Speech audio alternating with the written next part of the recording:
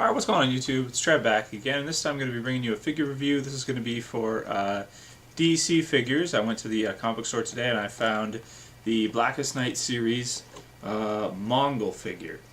This is the first time I've ever seen this figure. I think this is the first review. I looked on YouTube, I couldn't see anybody doing a review. I looked on Google, I couldn't see any reviews of this guy. I don't know when he got to my comic book store, probably just today or the last couple of days. And so I picked him up, and I just wanted to do a review for you guys, seeing as how I'm probably the first one to really find one and get a review up for it. So the first thing I noticed right at the bat is, I'm sure you guys know, if you know the size of the Blackest Night figures in the DC Universe Classics figures, this guy is huge, man. Look at the size of this card. This card is like almost as big as the Galactus card.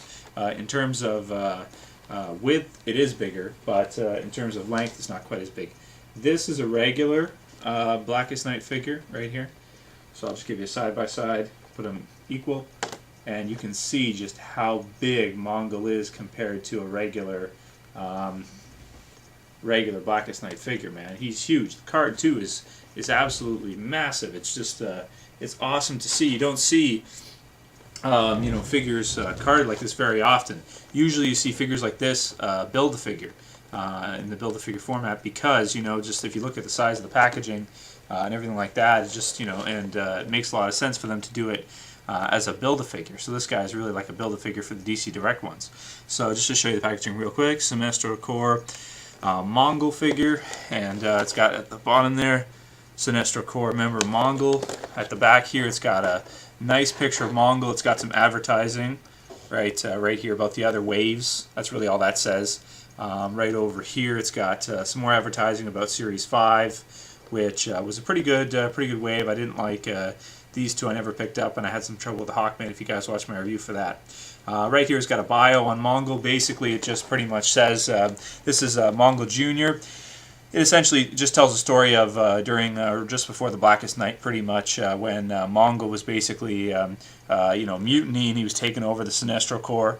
While Sinestro was gone. And when Sinestro got back, him and Mongol had it out, and essentially he was eventually defeated by Sinestro. This is a really cool guy. You can see he got all the rings on his fingers and all that stuff. This is going to pay me to do this, but I'm going to open him. I thought about it, well, and he looks awesome on card too, and I might actually maybe get another one, but probably not. But I'm going to open him up, and I'll show them to you guys outside the packaging. Alright, so I opened him up, and he is humongous, man. He's just a really big figure. Let's get a good look at this guy right here. So I'll start off pretty much with the rings.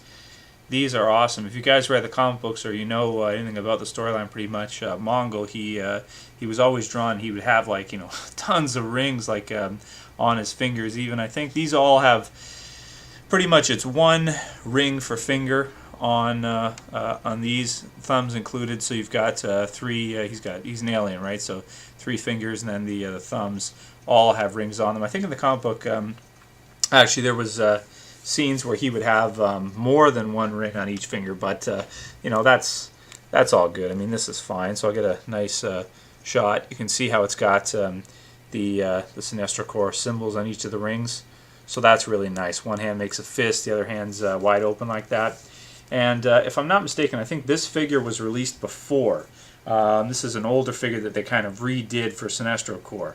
Now, I don't remember what series it's from or anything. Somebody, right, you know, I'm sure somebody who watches this video is going to know where this guy was originally released. Go ahead and put it in the comments, and I'll put an annotation right now once I figure it out.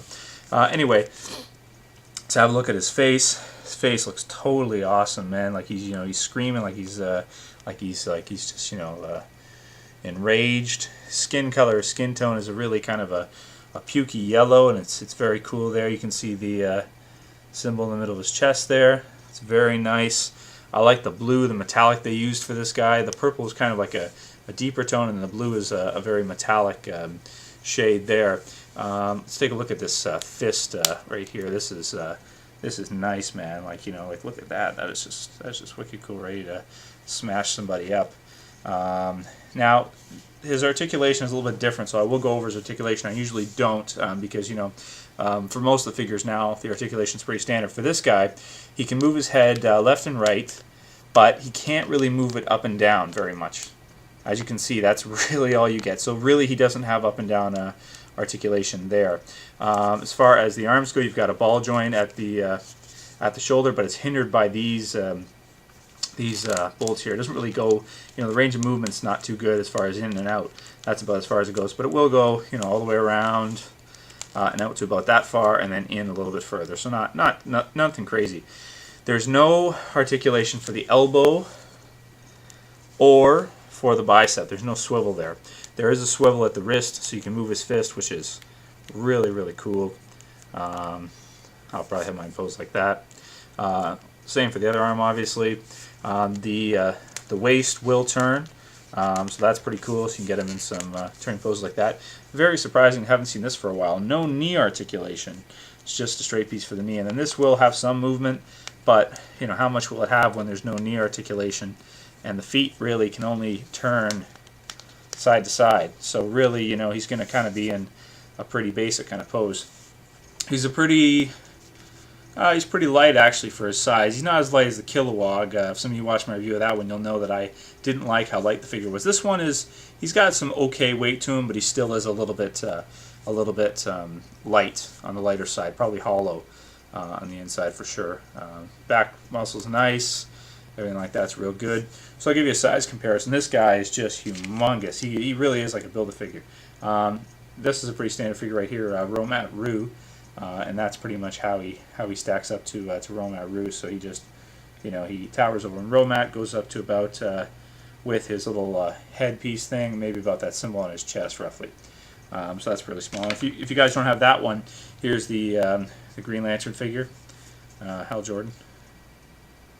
This is the standard pretty much that pretty much everybody would have, and yeah, again, he goes up to just over his waist. Just look at the size of him. I mean, look at the bulk too. It's not all just about height, but the bulk. I mean, if you look at his feet, like look at the comparison between the feet. Look at his fists. Like that's awesome, man. Alright guys, well that's pretty much it. I don't think there's much else to say. I really like this figure. I think he's a really cool figure. He is a DC Direct figure, Blackest Night figure, so he's not going to have the articulation of the DC Universe Classics one. Oh, that's a good idea. Before I go, I'm going to pause it for a sec. I'm going to grab the DC Universe Classics Mongol, and I'll show you that. Alright, so for those of you still interested, here's the DC Universe Classics Mongol in comparison to this one. They're re-releasing this one in the Green Lantern Classics line for the DC Universe Classics, basically with just a different paint, and they're putting on rings just like this guy. But I personally, well, as far as the Green Lantern Classics one, you got to get him to get Archilo. You gotta get him to build Archilo. So I already bought these. They're shipping. I'll be doing a review on the Green Lantern Classics as soon as I get them. I think that this figure right here, looks much better than this one is going to look with just the repaints and the added rings. I mean, if you look at the size comparison between them, this guy right here, he towers over Archilo. He's going to tower over everybody. So you could have like a Sinestro Corps display. You could have him in the background, and then you could have like Sinestro and the Corps all around him, or whatever you want to do. Anyway, guys, I think that's pretty much all I have to say. I droned on for a while now. I will be doing the Green Lantern Classics. As I said, I love the Blackest Night and Green Lantern, so I'll be doing the Green Lantern Classics videos coming up. Mongol, for me, as far as the figure itself goes, I'm going to give this an 8.5 out of 10 because I just think it's awesome. And, some of you will say the articulation sucks. Well, this is DC Direct. That's the way it is. I'm not going to dock it points because of articulation when these guys never had, that great of articulation, never promised to. They just have basic articulation. These are more like posable kind of statues with a little bit of movement, sort of, just to get some really cool scenes going and stuff like that. Alright guys, hope you enjoyed it. That's my video. Peace out.